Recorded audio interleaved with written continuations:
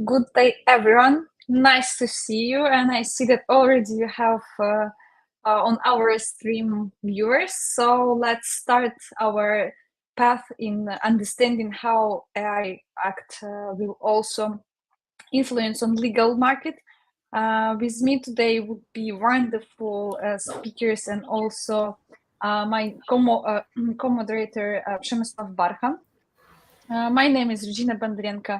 I'm director of Legal Innovation NGO. Also, I'm co-organizer and now co-founder also of Kyiv Legal Hackers and co-organizer of Warsaw Legal Hackers. Przemysław is co-organizer Warsaw Kyiv Hackers and Warsaw Legal Hackers and also CEO of Barchan Legal. Przemysław. So welcome everyone. Maybe I'll just start presentations of our speakers. Let's meet Gabriela Barr, who is CEO of Gabriela Barr Law and AI law firm, and also a member of FBE New Technologies team. Member. Also, we have with us Konstantinos Anagnostopoulos, co-founder of Athens Legal Tech and also European Legal Tech Association ambassador for Greece. And also Rafał Prabucki, who is assistant professor at the University of Silesia and also cyber science. Apart from that, also foreign affairs officer at SABI, which is one of the associations for information systems, and also co-organizer of Legal Hackers Katowice. Welcome once again. Thank you very much. Thank you for the invitation. It's a pleasure being here and really eager to discuss all these very hot and trendy topics that everybody is really interested about. Thank you.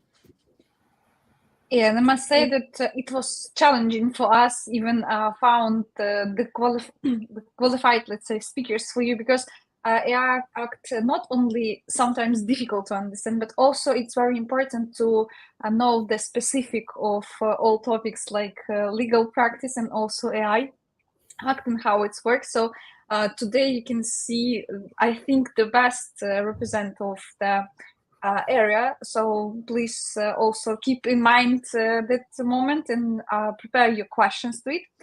Today we have agenda in next way. First part will be a presentation from our speakers. So it would be 10 minutes exciting journey with our expert that will explain you a bit more and make introduction, let's say, for AI Act. But also we will have a panel discussion. We already received a lot of questions from you, and I must say that we're excited to even present them, because some of them even make us think what to do with such questions. But hopefully our speakers is more brave. And also we would jump with your question that you can put in comments to this translation, so broadcasting. So also be ready that you in any time can add the questions. And the first speaker will be Konstantinos. We already have his presentation, and I give word to him to start this job. Thank you very much. And an initial disclaimer: I'm not an AI expert, so don't take this as a legal advice if you're a law firm that wants to build an AI. So we're all here attorneys, I guess, and we have experience in commercial and tech law. And this is our input, our opinion, and this is our feedback from the latest news. Regina, can you give me how do I move through the slides? Yes. You can do it on screen. If you would put your okay, here. Yes. Here, and then how do I sorry, is next it like slide? No, it's okay. if you put your mouse on presentation, you need to have opportunity to just make a movement. Is it correct? No, it doesn't work with me. I don't know why. Okay, in such case, just tell me when it would be Okay. needed next one, and I will just do it. So this is an overview of, so my presentation is about the challenges and the regulation on AI, on law firms that want to build and develop their own AI systems and use them for streaming their workflows and upgrading their delivery service. So I'll start with an overview of the AI Act, the scope and the subject. I'll go through the through the risk tier system, explain a few of the obligations, and then conclude with some recommendation or share some final points on some conclusions on whether the current legal tech landscape is considered high risk AI system or not, and what would be the recommendations and some advices. So the subject of the AI Act is about harmonizing rules for placing on the market, the putting into service and the use of AI systems in the Union. It's about prohibiting certain AI practices, drafting specific requirements for high-risk AI systems and obligations for operators for such systems, harmonizing transparency rules, harmonizing rules for placing on the market on general-purpose AI models. As we all know, general-purpose AI models, GPAI, are the famous, the last 2 years, let's say LLM, like ChatGPT and other general-purpose AI models, BARD, and other famous models, and about rules on market monitoring. Can we go to the next slide?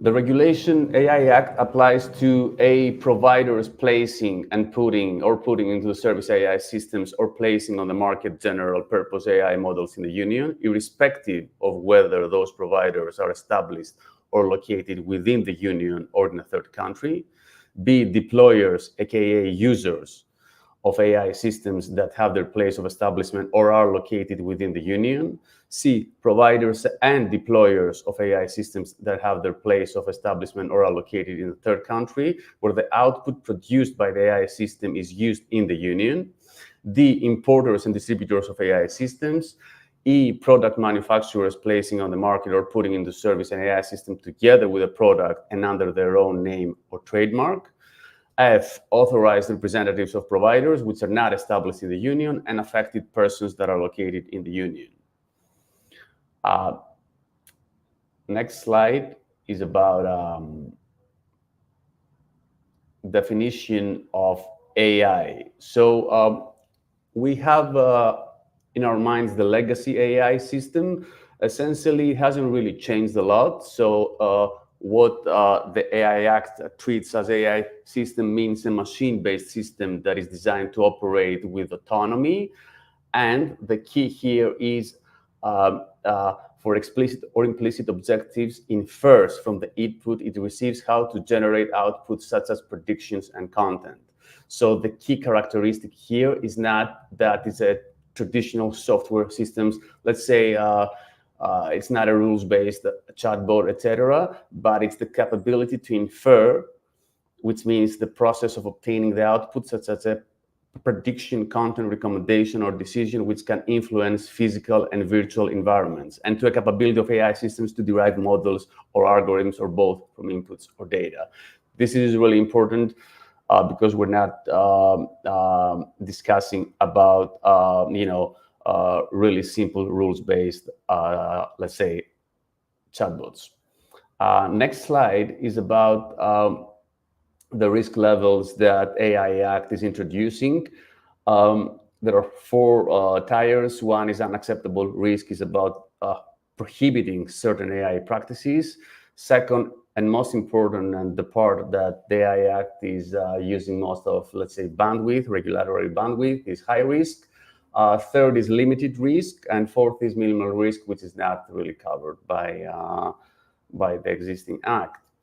When it comes to unacceptable risk and prohibited AI practices, that's the next slide, if we could go to.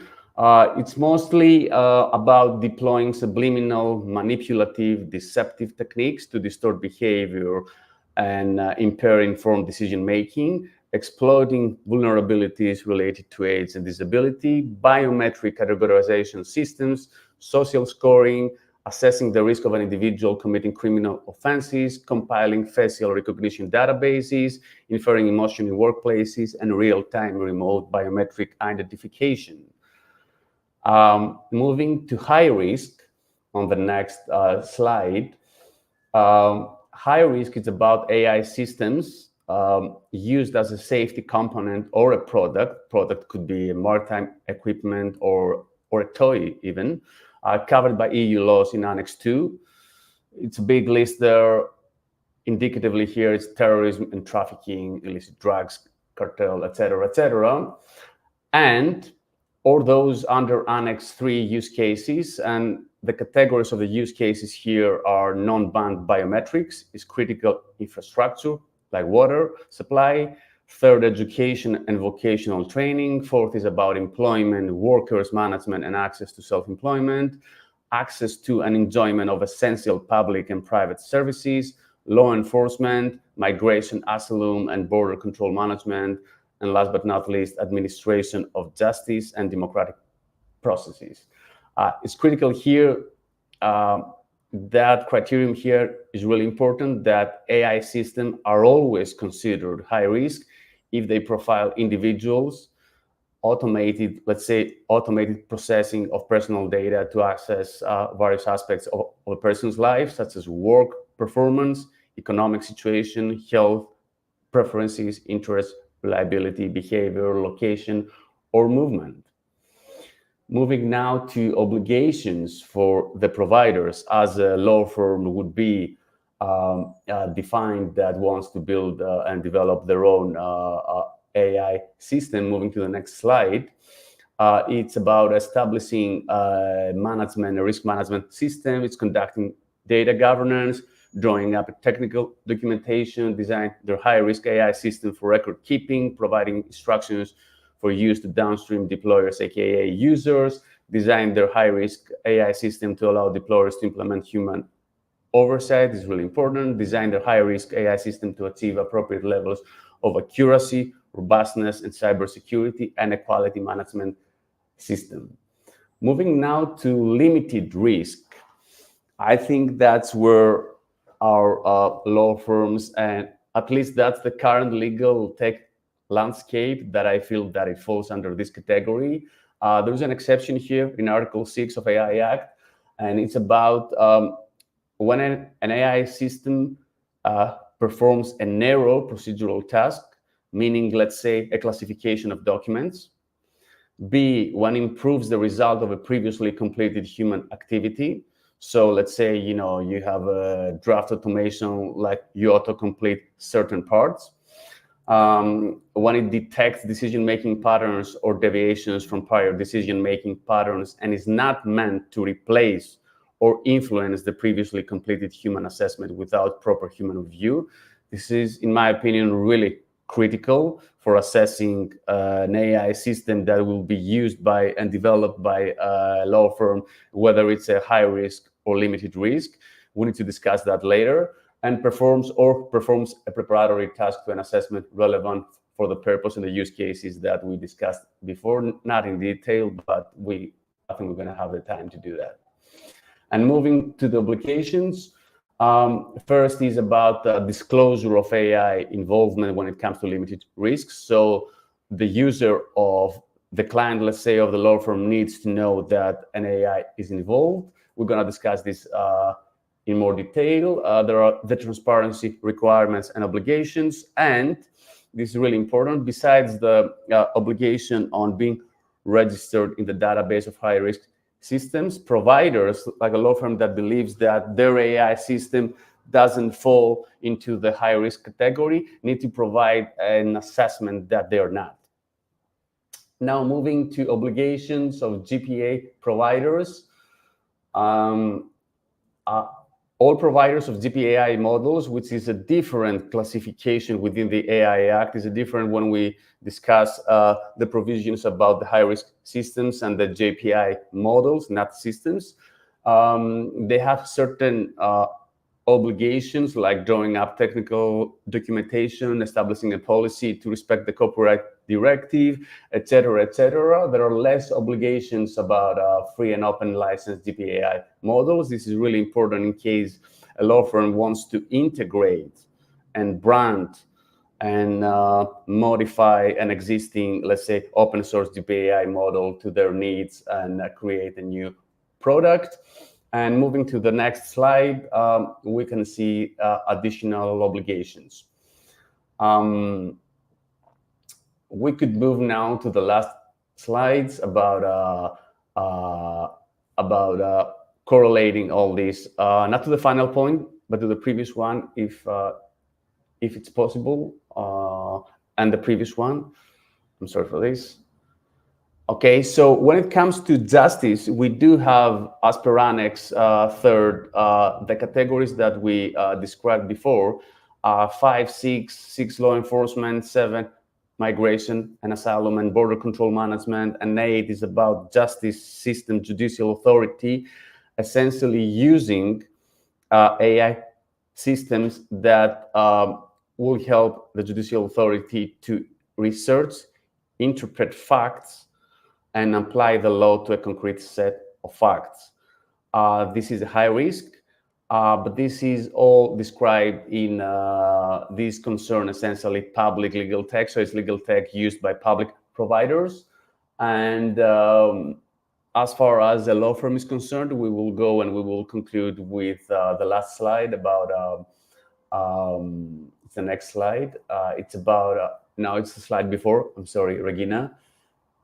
Yes. So I just, in an indicative fashion, I included certain categories of the current legal tech landscape. So I will not go into a lot of detail, but generally speaking, if we split in 2 categories, let's say the digitizing the old workflows and service delivery of a law firm would be, in my humble opinion, would be a limited risk and AI system. But if we're talking about next generation intelligent AI systems that, let's say, remove or replace the human judgment, or they're so influential and they could cause a really damaging, they could have a really big damage and harm to the entire ecosystem of justice. That would be, definitely a high risk system. Now the final point, if we could go to the yes. So okay, that's it. I think I spent a lot of time. I'm sorry for this. I try to do, as big as an intro that will be probably helpful for the entire discussion. We're going to discuss this in the process. Thank you very much for your time. I hope, it has been at least, an interesting introduction to what an AI Act is and how law firms could be regulated by it. Thank you.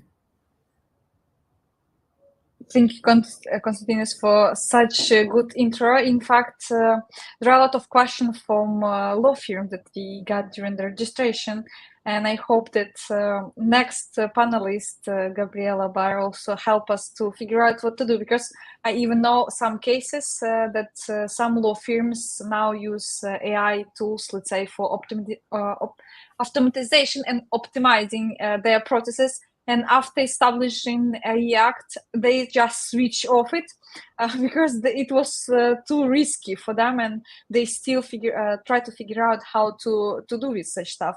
And we talk not only about tools, let's say, dedicated for lawyers, but also, and for example, develop in law firms by themselves using, let's say, small open code LLM or some another AI. tools, but also we talk about even ChatGPT, because I know that not all, unfortunately, but some of law firms even use, let's say, dedicated ChatGPT with their own data. And I hope Gabriela will help us to figure out what to do in such case.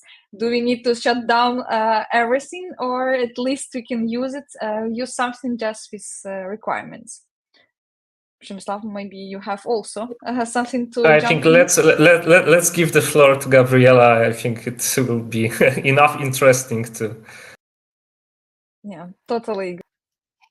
Thank you very much. Thank you for inviting me and having me here today. I'm very glad that I can share my thoughts on AI Act and its influence on legal services.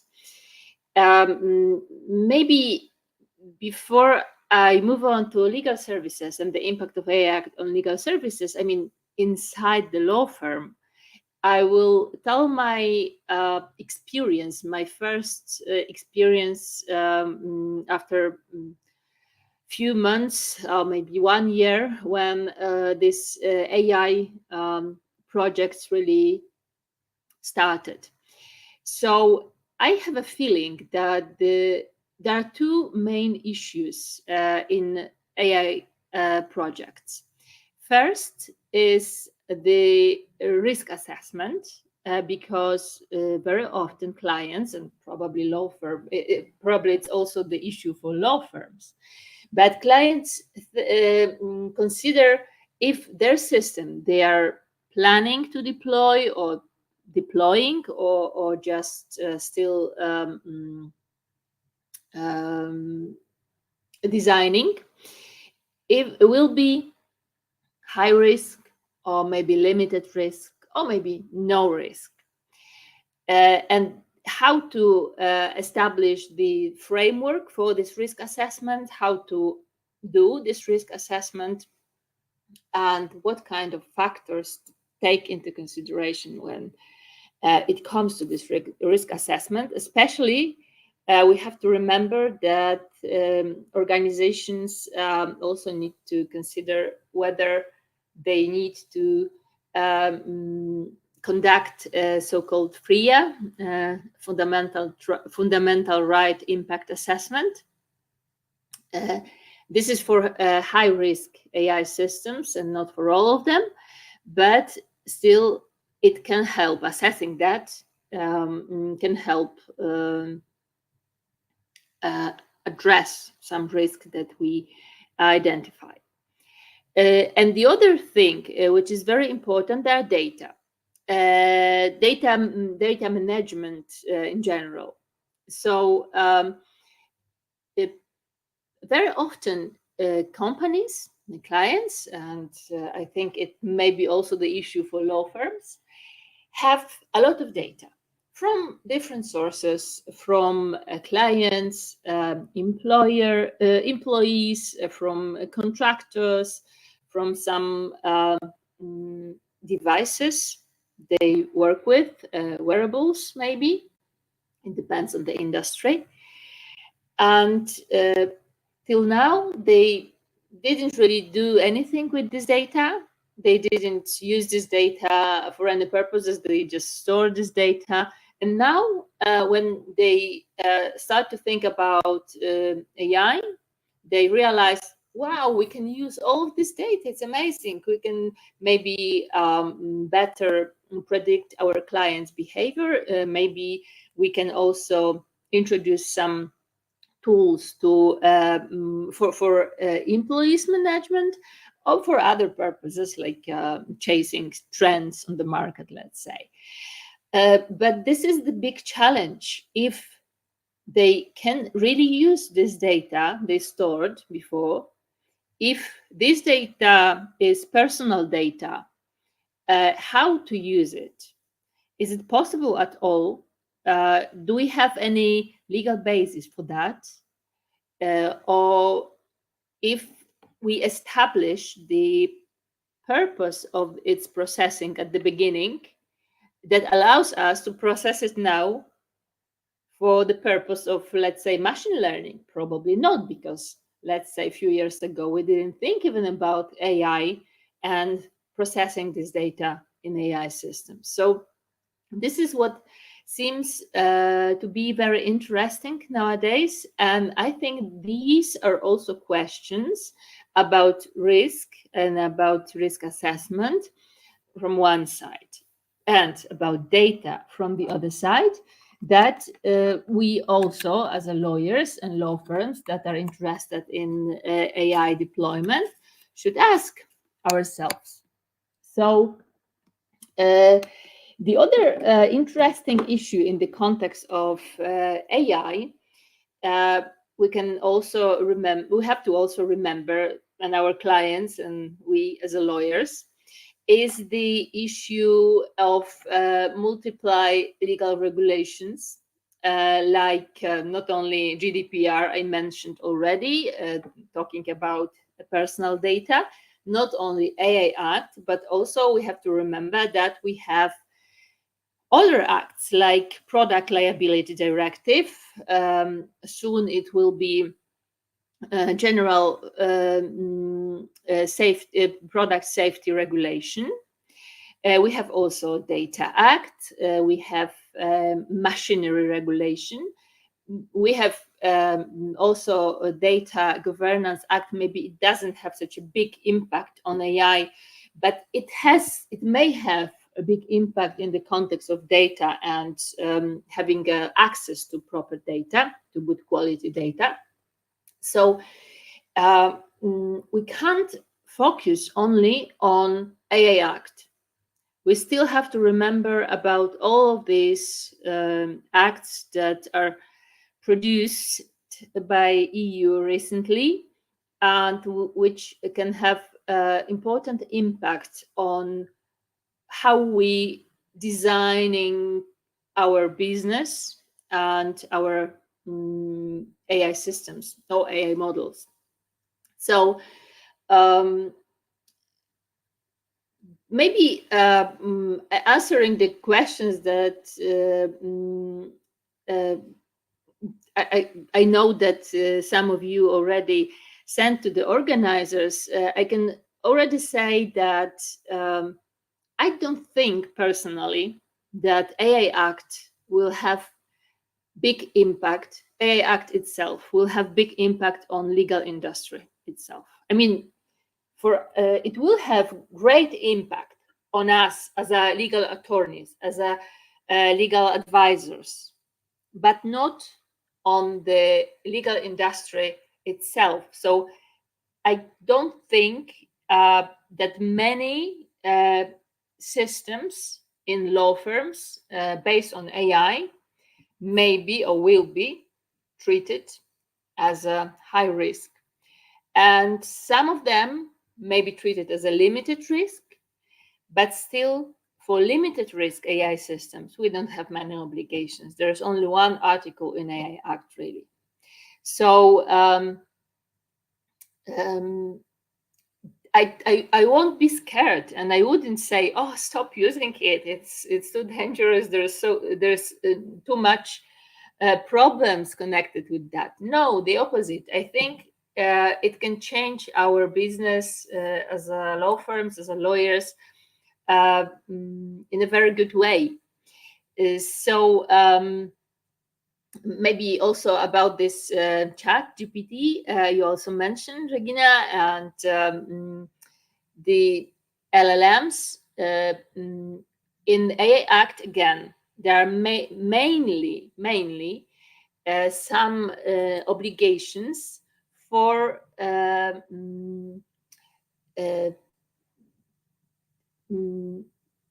suppliers or the deployers of general purpose AI models with systemic risks or not systemic risk. And in my opinion, I don't really think that most of the legal firms will be deployers of such models.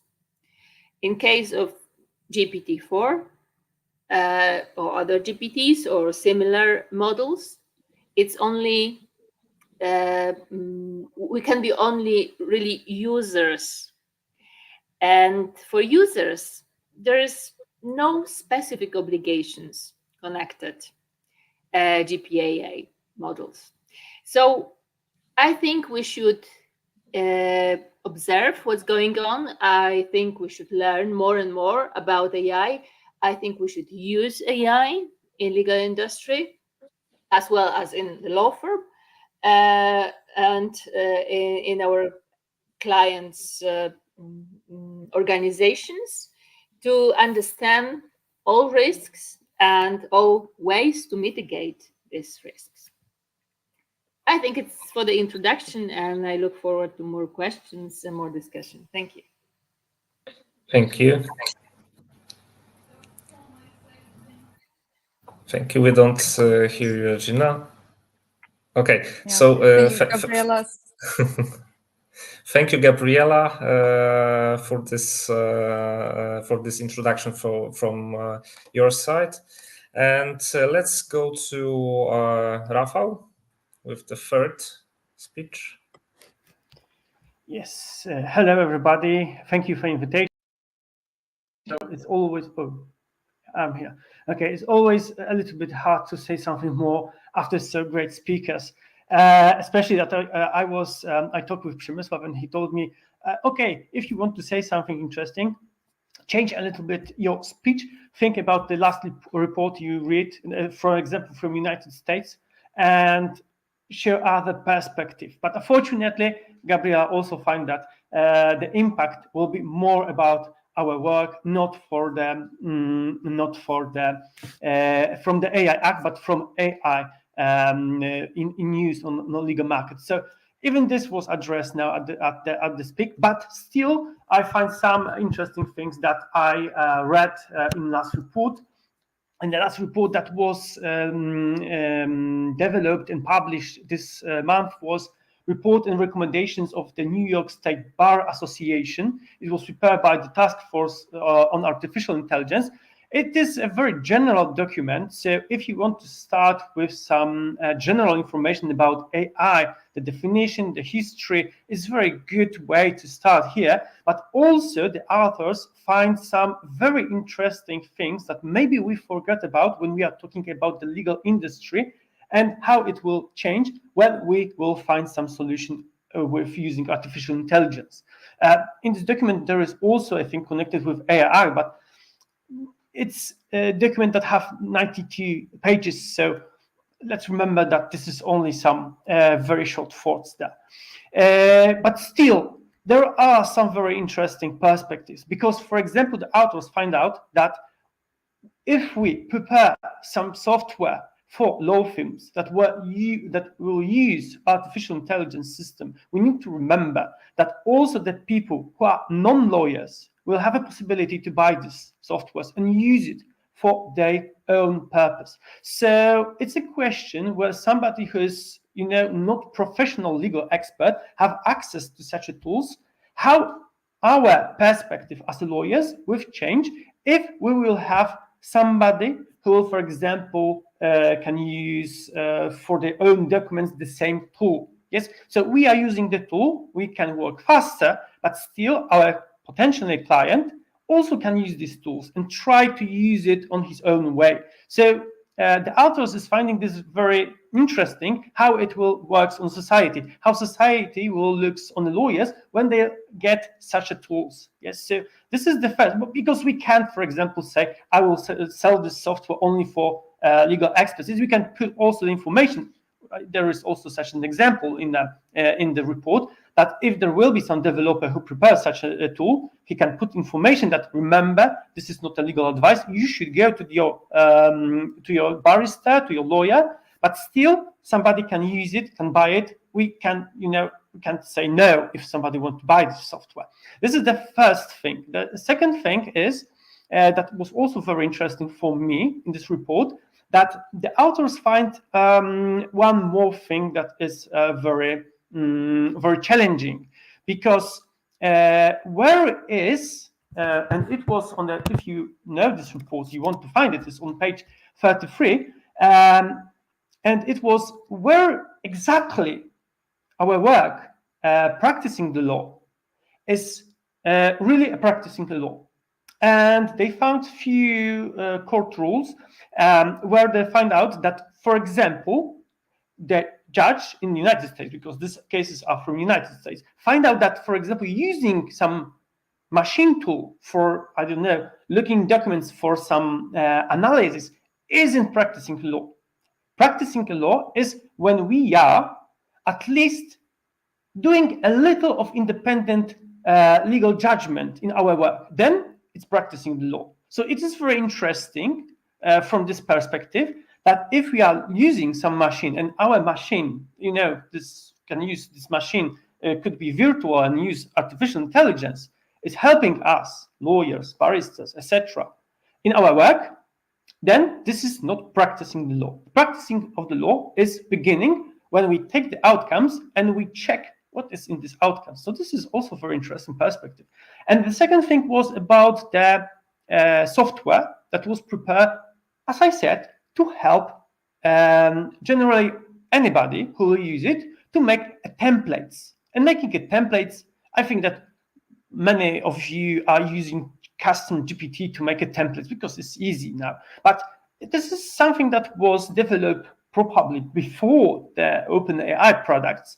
And also, judge needs to say something about where this practicing of law is beginning. And he, at the end, say that, of course, this application isn't unauthorized practicing of law because it's giving only and templates. What's more, the owner of the company of this application also was trying to convince the judge that he's having a lawyer who's helping him, and he also put information that still at the end you need to go to your lawyer. This is only template, so you need to discuss this template with your lawyer, with your barrister.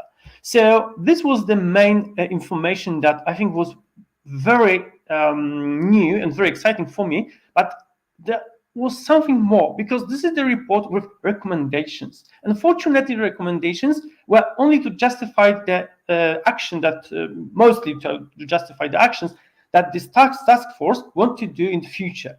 But there is one thing that I think is very crucial for us also in Europe to discuss: the educational thing.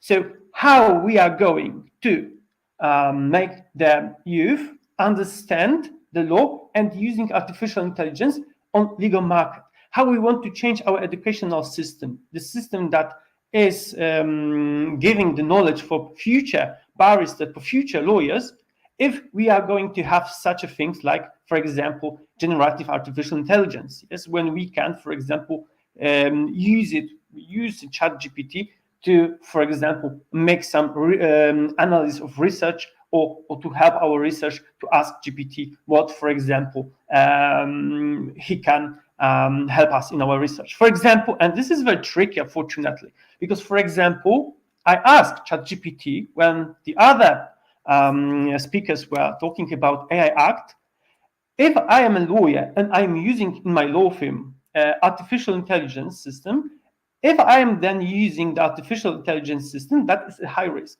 And ChatGPT answer my question: yes, if you are a lawyer and you are using artificial intelligence in your work, in your practicing law, for example, documents, for looking for some research, then you are using high-risk artificial intelligence. Really? So this is also a very interesting example of how, unfortunately, risky it is if we do not understand how it works. So I think that this recommendation that was put inside the report from United States, from state of New York, is very important. We should discuss for now how we want to teach the future lawyers to exist in a world when there will be artificial intelligence system, very common. And as Gabriela said, all law firms need to think about their business strategy and how they want to use it, because it's beginning more and more common. Yeah, even in this report, we saw that, okay, maybe 43% lawyers in the United States are thinking about using ChatGPT. Maybe it's not so high amount of lawyers in the United States, but still, I think this is the problem only because they do not know how to use it. If they find out how easy it is, for example, to make automatization of documents, then they will want to use it one more time and more, because even now, if you know how ChatGPT works, you probably saw that there is option called custom GPT, and you can make your own ChatGPT to generate the documents. It's very easy. If you are having a law firm, when you have a lot of some documents that you are making more and more because they are very important in your law practice, then you can use it to make it quicker. And then there is also the question about the question about how important it is to understand the ChatGPT and other LLMs, how they work, and how we can use it in our law practice. So, as I said, this is maybe some other perspective. Of course, remember that this is from the United States, and still we are here in Europe, so it could be a little bit different in the future. We'll see. Thank you. Thank you, Rafał, for such. Thank you, Rafał. Yeah, just go. Yeah, thank you, Rafał, for such a good question that we need to discuss, because for now I see that a lot of lawyers afraid be replaced more than even understand how it's work and how useful it could be. And even from my practice in our Lingo Academy, in the beginning of study, always we hear the same, that technology cannot replace me because I'm so unique, I'm so wonderful lawyer, and etc. And in the end of the study, they just surprised how many things they make as a monkey job. In fact, for example, filling fields, and how many opportunities they have even without ChatGPT or other AI system, let's say, to just make some stuff that they do every day. And my favorite remark was that finally I automatize some documents for courts, and now I have time for having coffee with my wife. And it was probably one of the reasons why we even need to start to use such stuff, because maybe lawyers would be more happy with AI, not so overwhelmed. Yes. So going also back to what we've heard already during those speeches, I mainly also referred to Gabriela and also to Rafał as well. You both said, and also Konstantinos at the beginning when he listed those different types of systems usually used by law firms, that they are not covered with obligations from AI Act. But I would like to ask you that do you think that there is potential risk when law firms would want to start developing their own AI systems in order to provide, let's say, such services to their clients, even with close limited access only for some corporate clients? I'm not even talking about consumers. But this would be one situation. And also other situation, if we were talking about ChatGPT, I see it from chat that it's not so good scene, as I see that everyone are talking only about ChatGPT, where there are much more other models, including Llamas, as also one of our attendees wrote on chat. But let's stay with ChatGPT mainly because I would say that, okay, Llama is also used very often in different projects, but I would say that ChatGPT, at least it were number one of such use, in particular because of the marketplace and this tools that OpenAI provided to its clients to create, in fact, your own tool based on ChatGPT.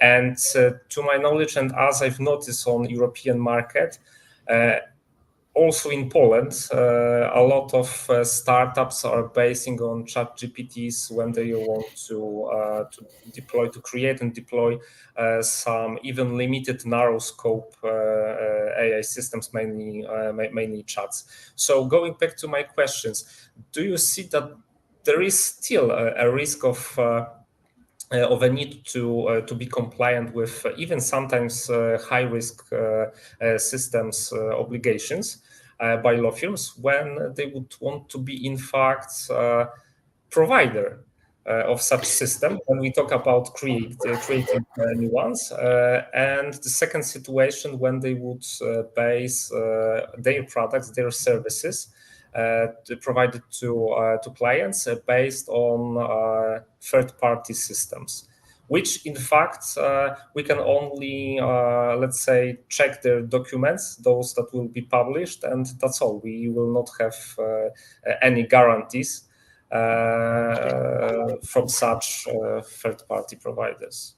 Can I start with some initial observations, and then I'm not going to answer everything. I just give my own overview. I think that so first of all, you really need a level of you need to have a gravity in the market to be a developer. Okay, but it's already happening. Meaning what? Meaning there is a German law firm that created an LLM model, a legal LLM model. Silver Circle is trying to develop. US law firms are trying to develop, which means it's already happening. Now, there is one key when it comes to any technology. It's called trust. So technical efficiency, meaning that delivering 100% and accuracy in our business is essential. So it's not like a 40-60 or a 67 or an 87 or this or that, or it might be true or not. So the entire legal industry, we're all lawyers here, right? You're not going to automate a draft and then you're going for a coffee and play with your kids, because you need to read it. Now you need to read it. Even if you do it, you need to read it. So we have the technical efficiency factor, which is the trust of the entire industry. And my assumption is that the big players who have the gravity, financial and resources to allocate on building, they're already building.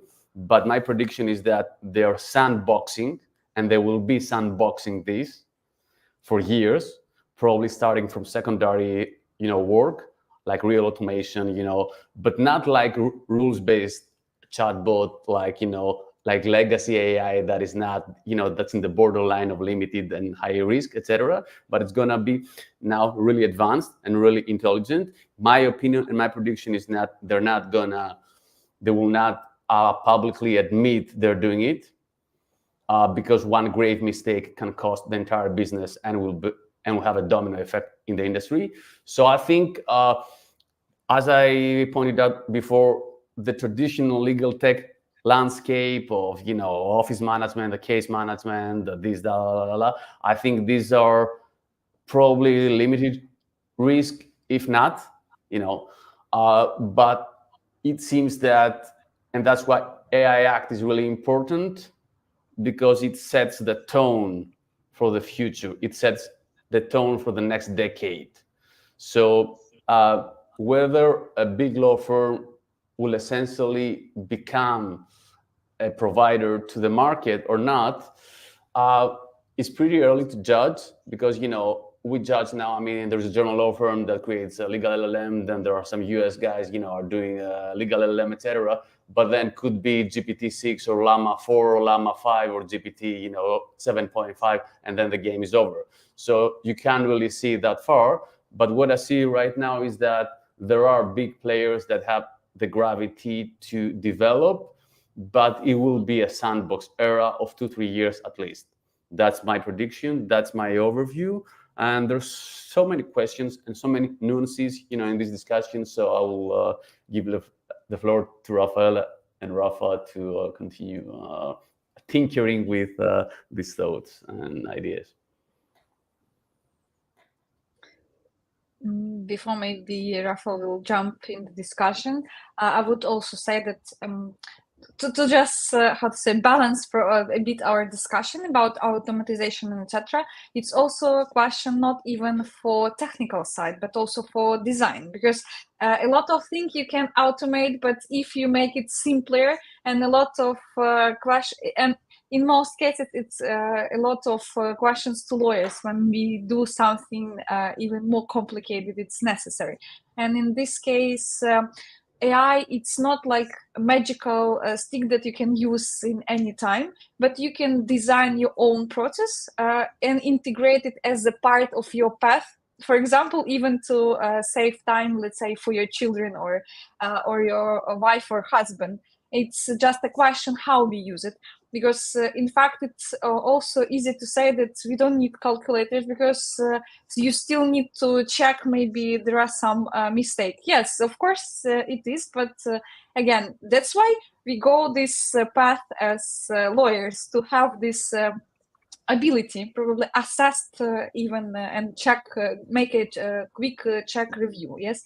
You need to have a counter argument there, meaning that as a lawyer, I mean, I've been working since 2009 officially, but I was, you know, like a paralegal, you know, during my studies. I mean, we were using templates, and I guess, you know, it's not only, you know, here, like everybody in the world, we have been using templates since forever. And my father is a lawyer, and he used to tell me that the template is, is killing the business, because you kill the mental transaction, you kill the memory, you kill the process of thinking. So I think we've been using templates that we rely on for decades now. But now, I mean, okay, so you're gonna automate the template, but you have to be sure that, you know, it's 100%. That's why I mentioned that, you know, you go to coffee when you know that it's a template that your law firm has been using. So get what I'm saying? I mean, you know, you need to have 100% accuracy that the civil lawsuit for reimbursement, you know, for a car accident, it has to be, you know, the law firms, etc. I would say that it would depend on the type of the service and also acceptance from the client, and the market would go this way. So if clients want something fast, maybe not cheaper, but let's say with the acceptance of even 80, 85 or 90% of accuracy and quality of the service, it's still okay. Probably not within, let's say, direct legal service, but within a discovery. With even analyzing documents, it's for sure a lot of clients will accept. But going back to my question, if let's start from Gabriela, if you want to answer. Yeah, going back to your questions, well, maybe questions really. I was thinking about it before our meeting, and I don't really think that many legal businesses, many law firms will be deploying their own AI system or even their own AI models, because our business is something completely different, and there is enough of very good AI models to be implemented in our business, to be used in our business. And this is one remark. And the other is that even if we are, as a lawyers, some of us, some of big law firms, let's say, that have a lot of money and they can afford to deploy their own AI model, AI system, they would decide to do that. I can't really imagine that any AI system that it's used for legal services can be high-risk AI system, really. One AI system that can be high-risk AI system, and therefore it should meet some requirement from AI Act, could be, let's say, human resources management system, employees management system, recruitment system.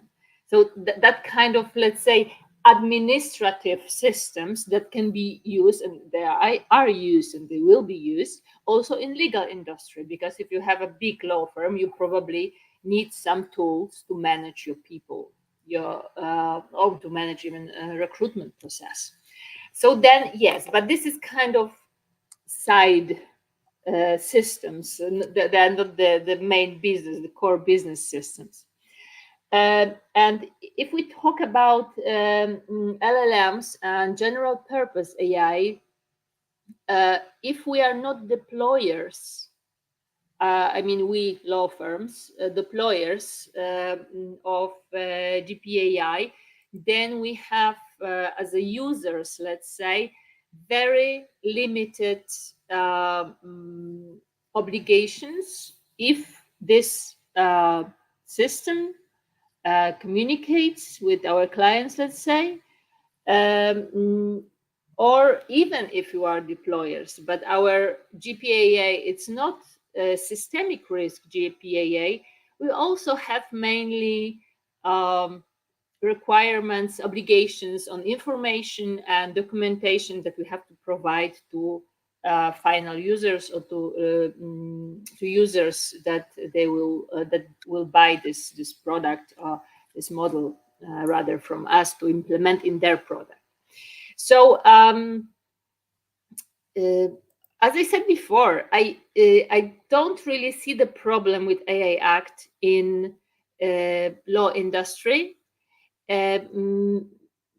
What we can think of is probably good information obligations, and this is not exactly or not entirely or not necessarily from AI Act, because we still need to remember about GDPR. Because for us, for lawyers, using AI systems in law firms, GDPR is much, much more important than AI Act, because we'll be processing personal data. It's not possible in law firm do not process personal data. So we need to have legal bases. We need to answer all data subject claims. We need to provide them specific information and specific, let's say, remedies if we want to make automated decision. So AI Act has additional requirements for explainable AI. Like even if we make this decision with AI system without some human with some human intervention, but we based on some recommendation of this AI system, we still need to give the data subject, the natural person, which is at the end of this process, proper explanation. But this explanation is also quite basic, having in mind AI Act provisions. So yes, maybe I will finish for now, and I will give the possibility to give his opinion to Rafał.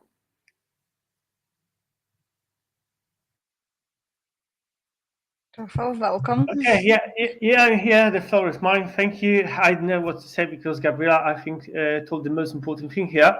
I also believe that the law firms will not become the software developers. They will, okay, we are all lawyers. We know how corporate governance, corporate structure works. It's much more better for us, even from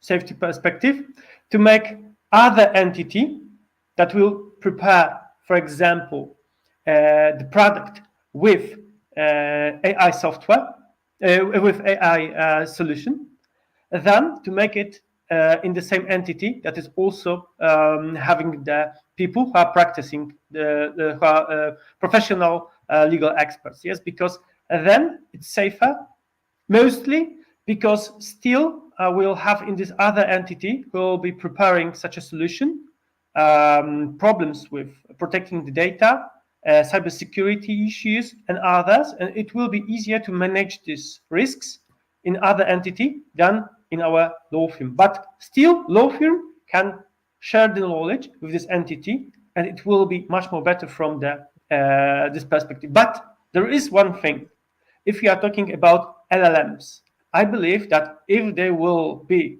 open for the lawyers, then we'll see that it will be possible also on the level of no code to make some very, let's call it, soft solutions. And this could be a very good thing for law firms to make such a solutions, because is very good from the marketing point of view, because then the client will see they make some small tool to solve some small things that are now very important. That's very cool. But still, if we are talking about very complex AI system, then I think we need the other entity, and then from the corporate governance, it will be safer for us. Very interesting point, in fact, Rafał, and probably I would use the opportunity as a CEO of AI-driven, let's say, advisor. It's in fact, I would say that it's interesting challenge for legal market and, in fact, legal tech market, because in case if we talk about automate, let's say, legal advices. So of course, in our case in Ukraine, we also cannot name it as legal advice. In fact, it's just information and also providing additional data for our clients. But for example, in case of Pravoman, we give short, typical consultation for cases like civil law, customer rights, and etc. So some basic one and also some documents. And in fact, we use AI and it was quite challenging now, yes, to explain that not only ChatGPT way, it's AI. There are a lot of different models like Expertise One that in fact analyze your situation, because you give some data for processing, and also in the end system make assessment according to the let's say rules that I implement in it. So in such case, if we talk about exactly, and also because you also, as you mentioned, we have a lot of no-code tools that also can implement or have, let's say, some part of AI tool. In such case, how we will deduct such products? Because in fact, it's let's say legal advices that gives by product, but in the same time, law firm could be part of the system because they put data in the beginning. So in such cases, it would be some different type of, let's say, AI, or we still assessed it as, let's say, additional to legal advice. Well, it depends. If you have human judgment, I guess, I mean, you know, if you completely replace it, then, you know, then you're obviously high risk. And also, if you, let's say, if you build a custom solution, as Rafa said, and you mentioned now here, then you become a provider as well.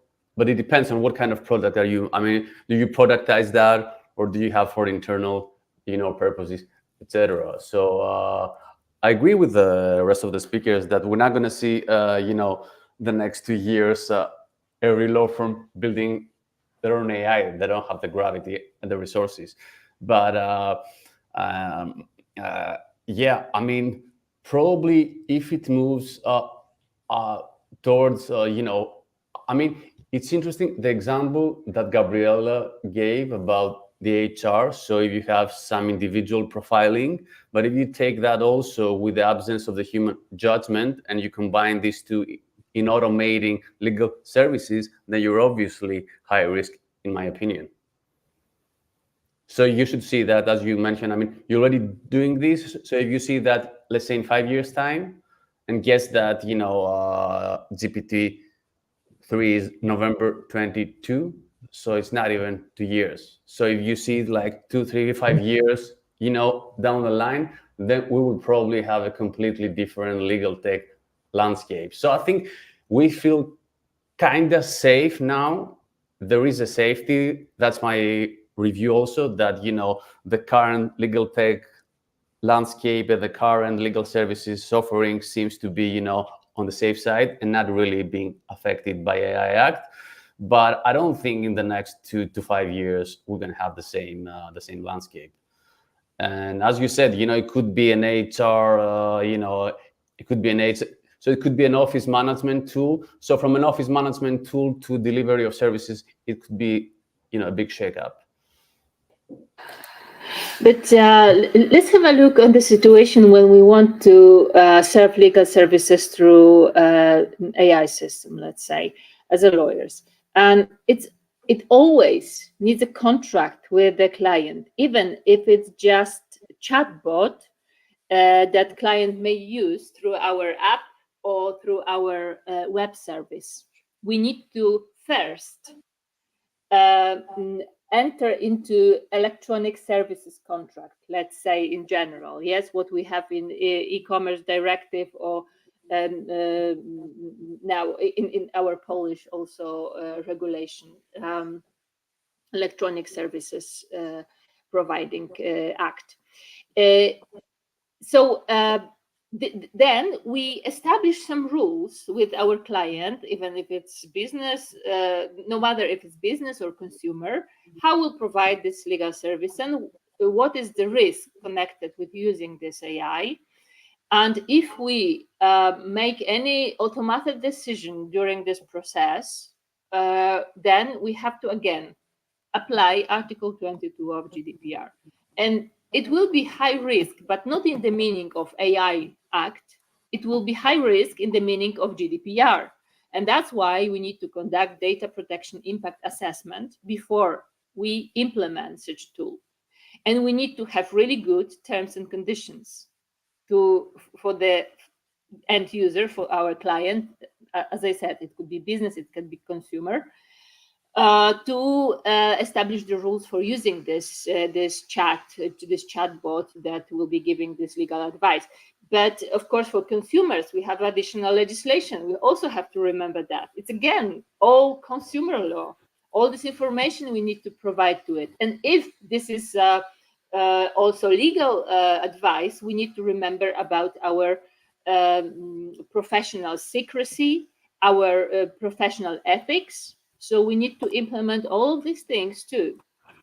But I will be arguing still that there is nothing or almost nothing connected with AI Act. I mean, in AI Act, we have only Article 50, where we have some obligations for chatbots, for AI systems that communicates with end users, that we have to, as a business user of such a chat or the deployer of such a chat, inform our final users, our clients, let's say clients of the law firm, that we use this tool, and we have to provide this final user, end user, some important information, how it works, etc. So, but I would put it in the contract with this end user. So in this terms and conditions, you want to use our chat?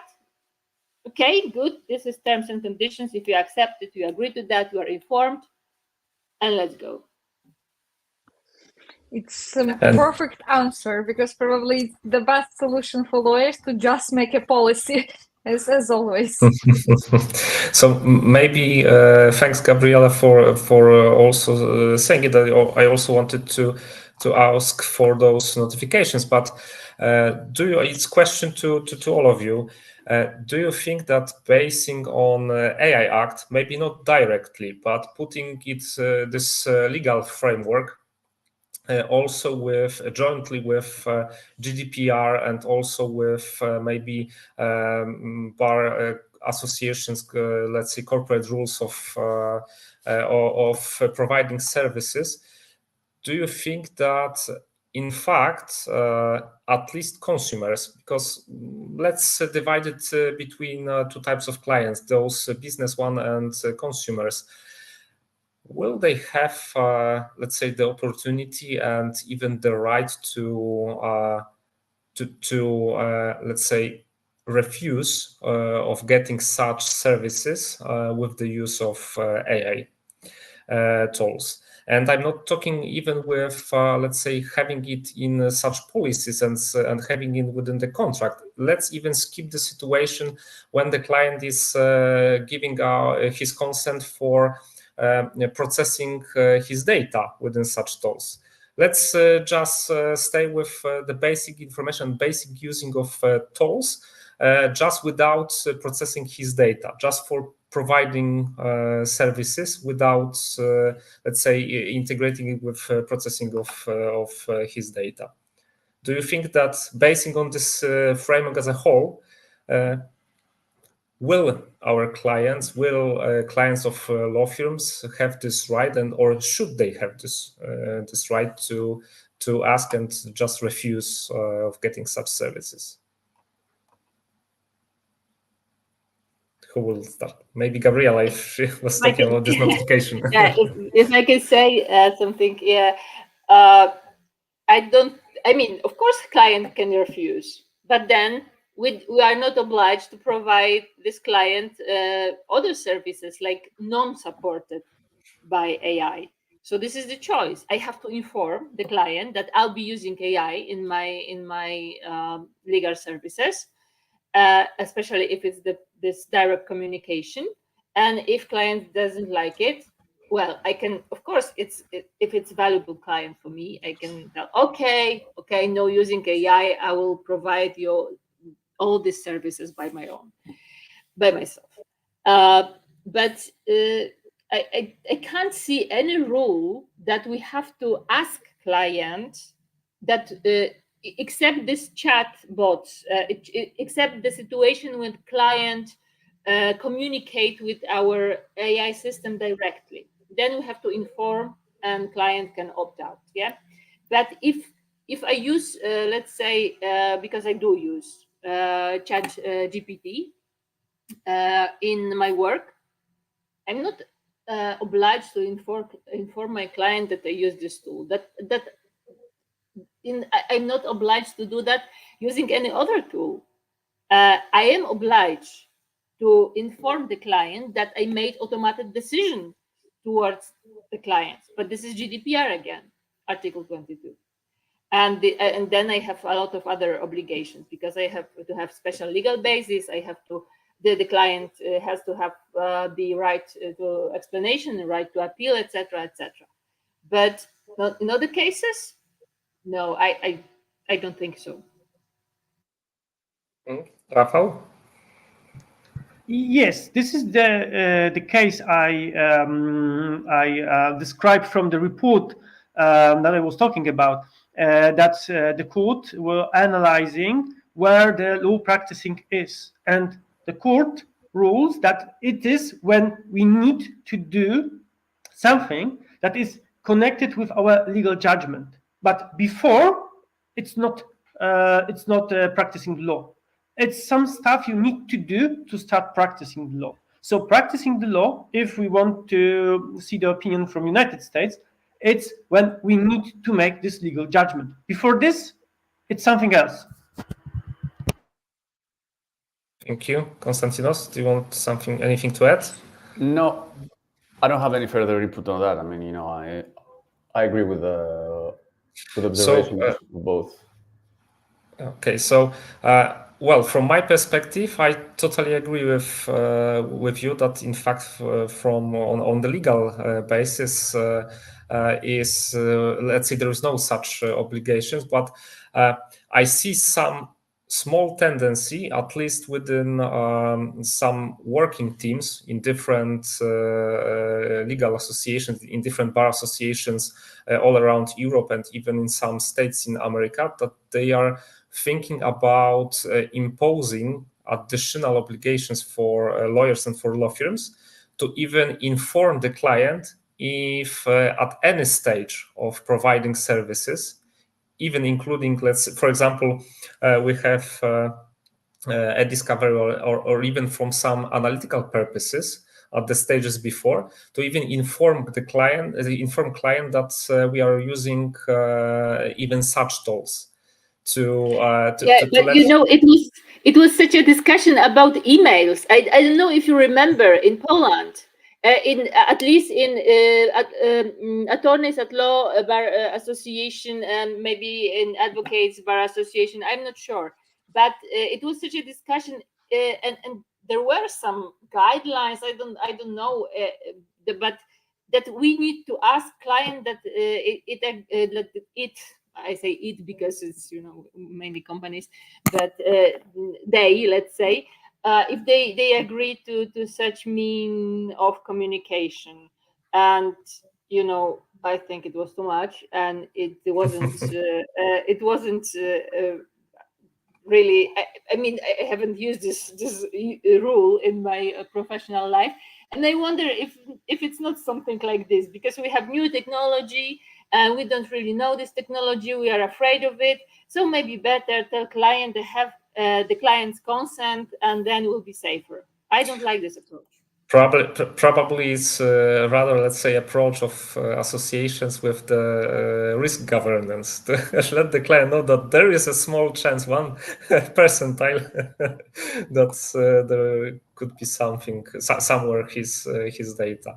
But that's a completely different discussion here. I mean, if we go through the bar associations, codes of practices, and the continental, professional ethics, that's that's another discussion here. I mean, that I don't think there will be a lot flexible with any of these points. So I think they're going to be really conservative. They are conservative.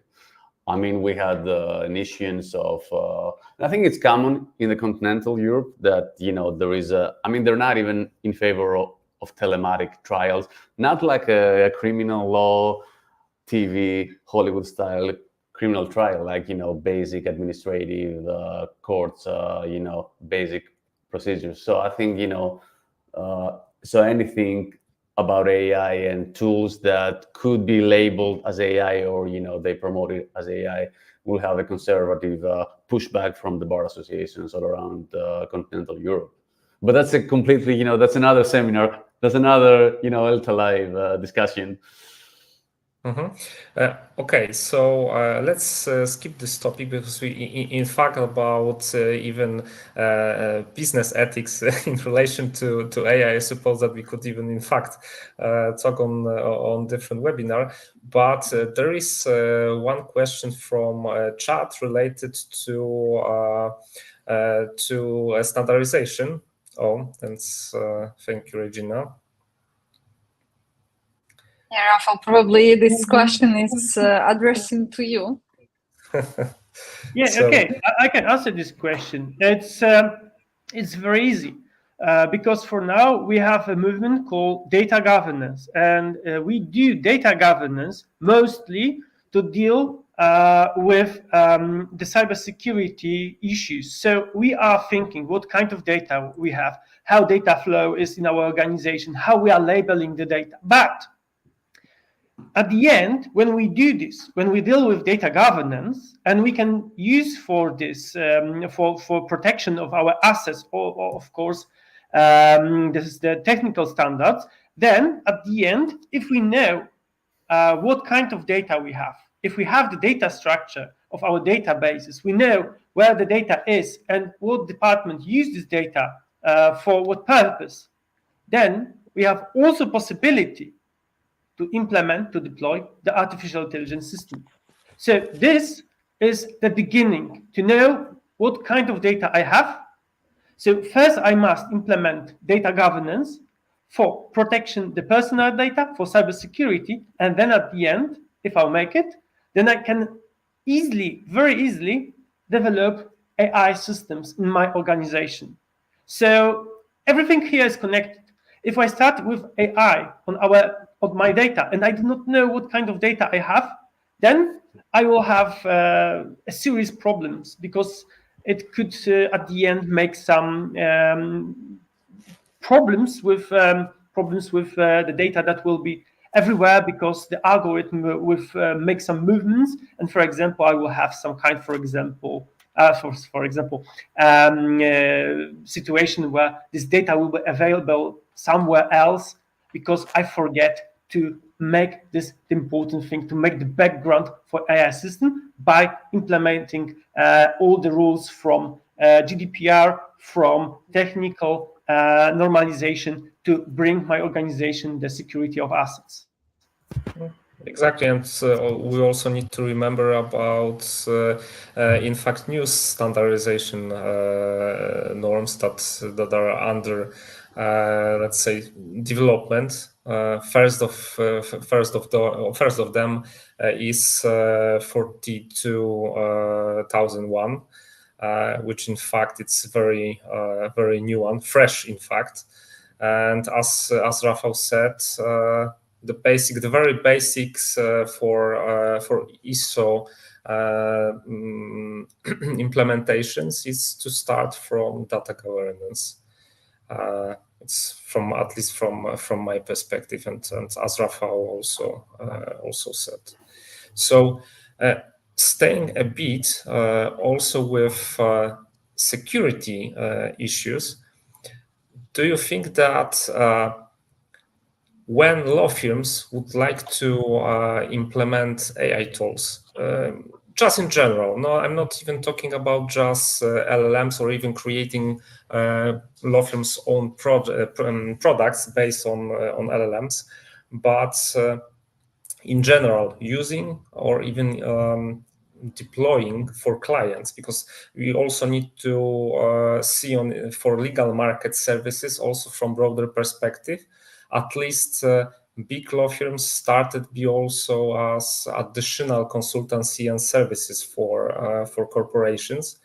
And in fact, they start also deploying some IT services and IT systems for their clients directly if something was created at first for internal purposes of those bigger law firms, and after that they also provide such services to their clients. So taking into account this security issues and also standardization, do you think that from the perspective of AI Act, we will rather see on legal market some, let's say, rush and some eagerness will to start implementing standardizations and to be compliant with ISO standards? Maybe Gabriela? I'm not sure if I can answer this question. As you feel. Yeah, I think so, that it may be the good solution, because if we have this certification, we can use the assumption that we are comply with AI Act. So I think that this assumption, legal assumption, that meeting some requirements of some kind of certification, some kind of norms, will be very useful, because then we, as a deployers, let's say, of the AI systems, we will not have to prove anything else, really. I mean, it will be kind of, I mean, of course, it's something bad happened, then it will be different situation, and we'll have to probably fight in the court to prove that we did everything right. But at the moment of selling our products, it will be great opportunity just to say, I have that kind of norms requirements met, so my AI system is safe. And I don't see anything wrong about this approach, of course. However, I've heard about the opinion. I've heard the opinion that it's kind of dangerous that we put so much power into the hands of, let's say, private entities. I mean, institutions, norms that creates norms, that these are not governmental institutions, you know what I mean, and they are not like state institutions. But I'm not sure if it's risk, or it's better to do that because they know what they do. They are specialists, so maybe it's a good solution. I'm not sure yet. I don't have very strong opinion on that. Mm-hmm. I don't have either, but I agree with Gabriela, though, with a note.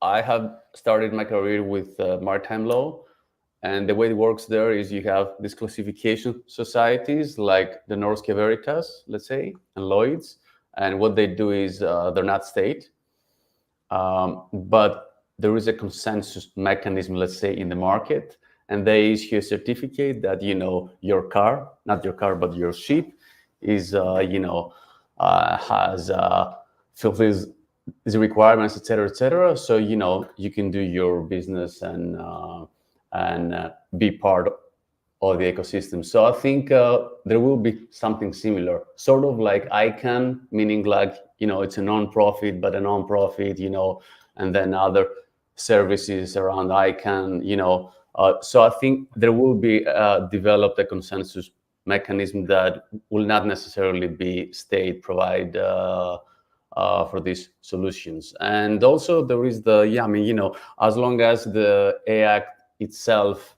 it gives the incentive that you need to prove you're not an elephant, you're not at a high risk, then the market is there. So essentially they create a market. Thank you. Rafał? Yes, so I agree with others. This is a very normal procedure if we are talking about normalization, that we need to find a way how to be compliant with regulations. So there are a lot of possibilities how to do this. We both know, Przemysław, that there is also a NIS2 going, and there will be also the option to use technical normalization to be compliant with this regulation. So this is normal for all fields, and it will be also, I think, normal in AI Act also. If I also may make a small probably resume, probably as let's say person who have deal with AI and as CEO of AI tool, I would say that if I would have requirements like short and understandable, even not short, but it's still someone that give me opportunity to establish that I'm let's say safe or best or better than everyone else, it would be easy for me as in fact entrepreneur, because when you have, let's say, strict regulation that you can follow, and after that tell that something go wrong, I have regulation, my list is full, that so it's not my problem. In fact, it would be much easier, but unfortunately IT, and not only IT, in fact a lot of areas doesn't work like this, so we cannot even predict all problems that could be. And to let's say summarize maybe this not panel, but this question, in fact we have already something very similar in fintech, because a lot of assessment that banks do about us as a client, as financial reliability and etc., they made it using AI system. But let's say this AI system don't talk to us and don't tell that, your account balance looks not so good, so that's why we decided your credit limit will be low. No, we just tell that, bank decide because of the data, how they process data, what the data it was, is it correct? No, or maybe you just have a very strange face, and that's why the AI system decided you have a better option to get, I don't know, grant or something like this. So in fact, we already have such system, but law areas, I would say, more problematic, because in our case, lawyers, let's say, get used to explain why, and also clients a lot of time ask us why it was like this, not in another way, because I hoped or I thought that it would be in another way. So in just to, let's say, clarify that, I think we a bit demonize AI and AI Act. Probably in one hand it would be problematic, because a lot of things that could be in fact just checking system can be assessed as AI. But in the other way, we also give the opportunity, let's say, AI providers to make at least some checking.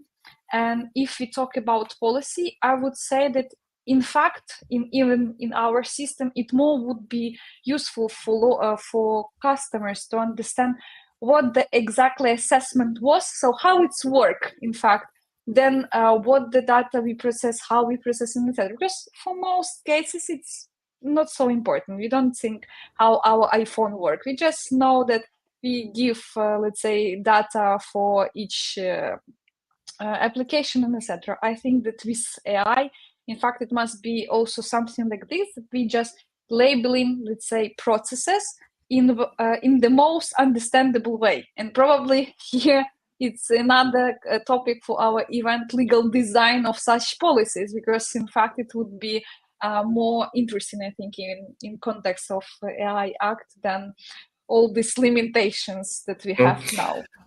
I think that we can go to, let's say, some short summarizations of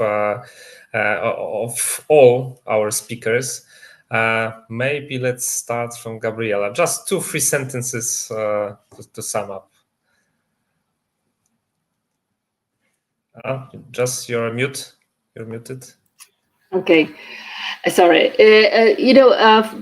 I'm techno-optimist and AI optimist, so I see many positive ways, many benefits, like customization of AI, of legal services thanks to AI. AI can be for us a competitive advantage. We can have more control over data and over data security. And in the long run, even if we have to invest some money into buying or develop AI system in our law firms, finally we will have some cost saving in the future.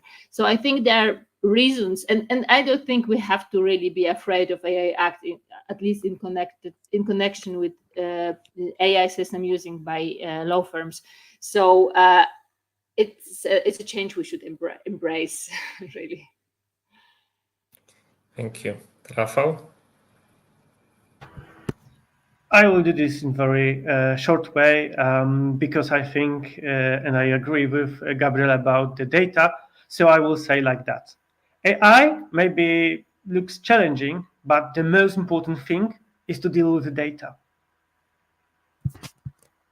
Thank you. Konstantinos? Data is number one. I would say number two for the time being is whether your civil or your professional liability covers the use of AI tools. It's a really big practical challenge that a lot of lawyers and law firms should pay attention to. And three, I'm a techno-optimist too. And on the other side, I don't think lawyers and the entire ecosystem should be afraid of being high risk. It doesn't really matter if you're high risk.